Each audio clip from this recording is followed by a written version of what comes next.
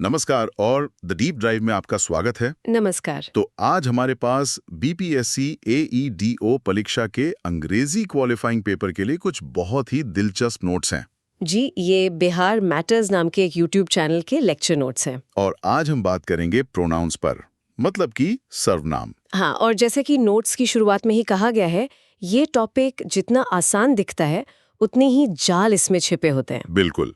तो आज का हमारा मिशन एकदम साफ है।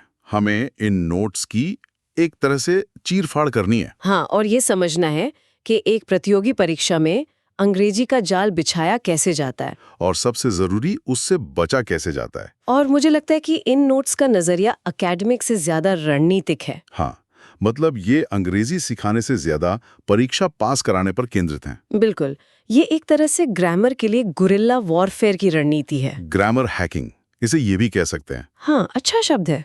जरी पहले हैक या पहले जाल को समझते हैं। ये है व्यक्तिगत सर्वनामों का सही क्रम। जी, the order of personal pronouns. Notes में इसे एक पोलाइटनेस रूम यानी शिष्टाचार का नियम बताया गया है। जब वाक्य पॉजिटिव हो तो नियम है 2-3-1 2-3-1 मतलब पहले सेकंड पर्सन, फिर थर्ड पर्सन। और सबसे आखिर में फर्स्ट पर्सन, मतलब यू, फिर ही या शी और अंत में आई। जी। जैसे इनका उदाहरण है, you, he and I are going to Patna. मतलब आप दूसरों को सम्मान देकर पहले रखते हैं और खुद को आखिर में। हाँ, ये सुनने में भी सही लगता है, लेकिन असली खेल तब शुरू होता है जब वाक्य का मिजाज बदल जाता है। बिल्कुल, जब वाक्य में कोई गलती, कोई दोष को भूला जा रहा हो, तो ये पोलाइटनेस रूल एक कन्फेशन रूल बन जाता है। और क्रम पूरी तरह पलट जाता है। 1-2-3 मतलब जिम्मेदारी सबसे पहले खुद पर, फर्स्ट पर्सन यानी आई, फिर यू और अंत में ही। हाँ, और इसका उदाहरण है, I, you and he are responsible for the loss. और ये सिर्फ रटने वाला नियम नहीं है, इसके पीछे एक मनोविज्ञान है। अच्छा। हाँ, जब आप कहते हैं यू, ही एंड आई, तो आप एक सकारात्मक टीम बना रहे हैं, श्रेय दूसरों को दे रहे हैं। ओके। लेकिन जब आप कहते हैं I, you and he are responsible, तो आप जवाबदेही ले रहे हैं। आप कह रहे हैं कि गलती हुई है और मैं सबसे पहले उसकी जिम्मेदारी लेता हूँ। वाह। तो अगर परीक्षा में ये 2-3-1 या 1-2-3 का नंबर भूल भी जाएं, तो भी ये शिष्टाचार और जिम्मेदारी का लॉजिक याद रह सकता है। ये तो बहुत बढ़िया इंसाइट है। लेकिन एक सवाल है मेरे मन में। पूछिए। इन नोट्स में सिर्फ आई, यू, ही की बात है। अगर सर्वनाम बहुवचन हो, जैसे वी, यू और दे, तब क्या होगा? ये बहुत अच्छा सवाल है। आमतौर पर बहुवचन के लिए क्रम ज्यादातर 1-2-3 ही रहता है। अच्छा। जैसे we, you and they must work together. लेकिन बीपीएससी जैसे स्तर की परीक्षाओं में सवाल ज्यादातर एक वचन पर ही आते हैं, क्योंकि आम गलती वही होती है। समझ गया। तो नोट्स का फोकस एकदम सटीक है। जी। ठीक है, तो अब बढ़ते हैं अगले जाल की तरफ। ये वो गलतियां हैं जो सुनने में तो सही लगती हैं, लेकिन व्याकरण की नजर में गलत होती हैं। इसे हाइपर करेक्शन का जाल कहते हैं। हाँ, जहां लोग ज्यादा सही बोलने के चक्कर में गलत बोल जाते हैं। बिल्कुल। नोट्स का नियम साफ है। लेट, बिटवीन या किसी भी प्रपोजिशन के बाद हमेशा ऑब्जेक्टिव केस का सर्वनाम आएगा। मतलब आई, ही, शी नहीं, बल्कि मी, हिम, हर, अस, देम। जी। इनका क्लासिक उदाहरण है, let you and I do it. ये सुनने में बहुतों को सही लगता है, हाँ, शायद ज्यादा औपचारिक भी। लेकिन ये गलत है। सही वाक्य है, let you and me do it. क्योंकि लेट के बाद मी आएगा, आई नहीं। एक और उदाहरण, there is no secret between you and him. लोग अक्सर बिटवीन यू एंड ही बोल जाते हैं। और ये जाल इसलिए असरदार है क्योंकि बिटवीन यू एंड आई बोलने में एक तरह का सोफिस्टिकेशन लगता है। हाँ, लगता है कि बोलने वाला ज्यादा पढ़ा लिखा है। और परीक्षक इसी धारणा का फायदा उठाते हैं। ये उन छोटी तकनीकी बातों में से है जो तैयारी करने वाले और अंदाजा लगाने वाले में फर्क कर देती है। अच्छा, तो यहाँ से मामला और भी दिलचस्प होता है। अब आते हैं तीसरे नियम पर, जिसे नोट्स में बड़े मजेदार तरीके से बीपीएससी का पसंदीदा सवाल कहा गया है। अच्छा, ये है हु और हुम के बीच का फर्क। ये तो एक क्लासिक कंफ्यूजन है। लेकिन इन नोट्स में इसे हल करने के लिए एक कमाल की ट्रिक दी गई है, एक शॉर्टकट। क्या है वो? नोट्स कहते हैं, अगर वाक्य में जवाब ही है तो WHO का उपयोग करें, अगर जवाब हिम है तो WHOM का उपयोग करें। अच्छा, तो हिम का एम और हुम का एम। बिल्कुल, ये एम वाला कनेक्शन याद रखने के लिए बहुत अच्छा है। कमाल है। चलिए नोट्स के उदाहरण से इसे टेस्ट करते हैं। पहला वाक्य, the man met me was a teacher. सवाल पूछिए, किसने मुझसे मुलाकात की? जवाब होगा, ही मेट मी। क्योंकि जवाब ही है तो खाली जगह में हु आएगा। सही। The man who met me was a teacher. अब दूसरा उदाहरण देखिए। जी। The man I met was a teacher. यहाँ सवाल है मैंने किससे मुलाकात की? जवाब होगा आई मेट हिम। और चूंकि जवाब हिम है तो यहाँ whom आएगा। The man whom I met was a teacher. ये ट्रिक तो वाकई परीक्षा के दबाव में जान बचाने वाली है ना? बिल्कुल है। लेकिन ये समझना भी जरूरी है कि एक शॉर्टकट है। इसके पीछे का जो सब्जेक्ट और ऑब्जेक्ट का कॉन्सेप्ट है वो भाषा की गहरी समझ के लिए जरूरी है। जी। हु काम करता है और हुम पर काम का असर होता है।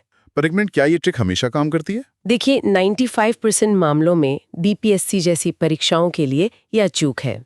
लेकिन अगर वाक्य बहुत ज्यादा जटिल हो तो शायद थोड़ी मुश्किल हो। पर इस स्तर की परीक्षा में वैसे सवाल आने की संभावना कम होती है। मतलब ये एक कैलकुलेटेड रिस्क है जो काम कर जाता है। बिल्कुल। ठीक है, अब अगले नियम पर चलते हैं। ये वो जाल है जहां आज की बोलचाल वाली अंग्रेजी और परीक्षा की किताबी अंग्रेजी के बीच लड़ाई होती है। हाँ, modern English versus exam English. जी। नोट्स कहते हैं कि each, every, either, neither, everyone, ये सारे शब्द हमेशा एक वचन माने जाते हैं। हमेशा सिंगुलर। तो इनके साथ सर्वनाम भी एक वचन ही आएगा, यानी हिज या हर। देयर का इस्तेमाल करना एक बड़ी गलती है। जैसे एक बहुत आम गलत वाक्य है, every student must bring their book. ये तो हम हर जगह सुनते और पढ़ते हैं। लेकिन नोट्स के हिसाब से ये गलत है। सही होगा every student must bring his her book, क्योंकि एवरी स्टूडेंट को एक अकेली इकाई माना जाता है। इसी तरह एक और नियम है, one should do once duty. हाँ, इसमें लोग हिज ड्यूटी या देयर ड्यूटी लगा देते हैं, जबकि नियम है कि वन के साथ वंस ही आएगा। ये बहुत दिलचस्प बिंदु है। आजकल की अंग्रेजी में जेंडर न्यूट्रल भाषा के लिए एक वचन दे देर का उपयोग बहुत आम हो गया है। हाँ, मैंने भी देखा है। लेकिन प्रतियोगी परीक्षाएं इस मामले में बहुत रूढ़िवादी होती हैं। वो बदलाव को बहुत धीरे धीरे अपनाते हैं। तो मतलब परीक्षा हॉल में आपको एक 1980s के दशक की ग्रामर की किताब की तरह सोचना होगा। बिल्कुल सही कहा आपने। परीक्षा के लिए नोट्स की सलाह 100% सही है। चलिए अब आते हैं हमारे आखिरी सेगमेंट पर। ये एक तरह का रैपिड फायर राउंड है। ओके। इसमें नोट्स के प्रैक्टिस सेट से कुछ और आम गलतियों को उठाया गया है। पहला, माई सेल्फ इज राहुल। ओह, ये तो बहुत ही आम है। और पूरी तरह से गलत। सही है, आई एम राहुल। सेल्फ वाले शब्दों का प्रयोग कभी भी कर्ता के रूप में नहीं हो सकता। सोशल मीडिया इंग्लिश और एग्जाम इंग्लिश का ये क्लासिक उदाहरण है। बिल्कुल। दूसरा उदाहरण, neither of the 5 students passed.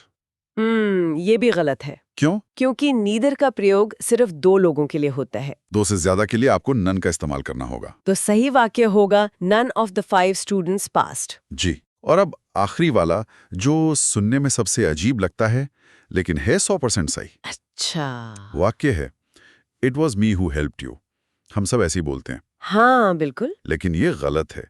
नियम कहता है कि इज, वॉज जैसी क्रियाओं के बाद सब्जेक्टिव केस आएगा। तो सही वाक्य होगा it was I who helped you. ये बोलने में तो ऐसा लगता है जैसे कोई 18वीं सदी का नॉवेल पढ़ रहे हों। It was I. लेकिन अगर नंबर इसी से मिलेंगे तो यही सही। बिल्कुल। और ये शायद सबसे बेहतरीन जाल है क्योंकि ये सहज ज्ञान को चुनौती देता है। तो इन सभी नियमों और जालों को समझने के बाद सार क्या निकलता है? सार ये है कि बीपीएससी जैसी क्वालिफाइंग परीक्षा के लिए आपको अंग्रेजी का विद्वान नहीं बल्कि एक स्मार्ट टेस्ट टेकर बनना है। जी, आपको उन खास पैटर्न को पहचानना होगा जो परीक्षक बार बार इस्तेमाल करते हैं। और जैसा नोट्स के आखिर में लिखा है, इन नियमों में महारत हासिल करें और क्वालिफाइंग पेपर बहुत आसान हो जाएगा। लेकिन यहाँ एक विचार करने वाला सवाल जरूर उठता है। क्या? कि इस तरह की नियम आधारित शिक्षा क्या ये लंबे समय में भाषा की असली समझ में मदद करती है या ये केवल अच्छे परीक्षार्थी बनाती है? ये एक बड़ा सवाल है। शायद इसका जवाब बीच में कहीं है। हो सकता है कि ये आपको परीक्षा का दरवाजा पार करने में मदद करे और इस प्रक्रिया में आप व्याकरण के कुछ मजबूत नियम सीख जाते हैं जो आपके साथ रह जाते हैं। एक तरह से ये सीखने का एक अलग रास्ता है। हाँ, एक ऐसा सवाल है जिस पर सोचा जा सकता है। बिल्कुल सही। और नोट्स का अंत अगले लेक्चर की घोषणा के साथ होता है। जी। हम आपसे लेक्चर 3 में मिलेंगे जहां हम verbs, the engine of grammar पर चर्चा करेंगे। This is Bihar matters, signing off. तो ये एक पूरी तरह से संरचित पाठ्यक्रम है। हाँ, जो उम्मीदवारों को एक एक कदम बढ़ाकर मंजिल तक पहुंचाने के लिए बनाया गया है।